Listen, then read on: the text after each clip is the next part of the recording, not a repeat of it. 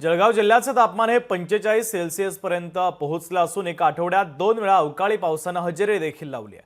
अवकाळी पावसामुळे शेतकऱ्यांचं मोठं नुकसान झालं। 24 तास उलटून गेले तरीही पंचनामा अद्यापपर्यंत झालेला नाही, त्यामुळे शेतकरी मोठ्या चिंतेत सापडलेला आहे। तर या नुकसानग्रस्त शेतकऱ्यांसोबत संवाद साधलाय आमचे प्रतिनिधी सुमित देशमुख यांनी। पाहूयात। जळगाव जिल्ह्याचं तापमान हे 45 अंशावर गेलं असताना देखील मध्यंतरी या 8 दिवसामध्ये जळगाव जिल्ह्यात अवकाळी पावसाळ्याने या ठिकाणी हजेरी लावलेली आहे। रावेर असेल, मुक्ताईनगर असेल, चोपडा असेल, अशा काही तालुक्यांमध्ये या ठिकाणी पावसाने अवकाळी पावसाने हजेरी लावल्यानंतर कुठेतरी गारपीट देखील झाली आहे। या अवकाळी पावसामुळे व या गारपिटीमुळे अनेक शेतकऱ्यांचं नुकसान झालेलं आहे। शेतकऱ्यांचं जे नुकसान झालेलं आहे या संदर्भात आपण त्या शेतकऱ्यांसोबत बातचीत करणार आहोत।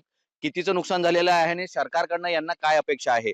दादा, काय सांगणार? या परिसरामध्ये गारपीट झालेली आहे, 2 वेळा गारपीट झालेली आहे, त्यामुळे शेतकऱ्यांचं खूप मोठं नुकसान झालेलं आहे। कुठल्या कुठल्या पिकांचं नुकसान झालंय, काय सांगणार? म्हणजे केळी, कांदा आणि मका याचं नुकसान झालेलं आहे। आता नेमकं त्याच्यामध्ये आता शासनाचे जे काय निकष असतात ते शेतकऱ्यांना डावलू नये शासनाने, असं आमचं मत आहे। आणि शेतकऱ्यांना शासन आर्थिक मदत ताबडतोब द्यावी असं आमचं म्हणणं आहे। केळीच्या बुक्स पडलेले आहे, काळे झालेले आहे, त्यांना व्यापारी कापणार नाही, मोठं नुकसान झालेलं आहे। सरकारनं भरपाई द्यावी विनंती आहे। 25%, 25-30% नुकसान झालेलं आहे। 30%, 50% झालेलं आहे। 40-50% म्हणजे काही 50%, 30%, 40% असं झालेलं आहे नुकसान। किती वेळ गारपीट चालली, किती वेळ अवकाळी पाऊस चालला होता?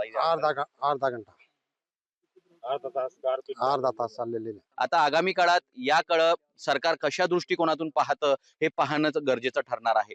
सुमित देशमुख, लोकशाही मराठी, जळगाव। लोकशाही मराठी, ऐका, पहा, जागरूक रहा।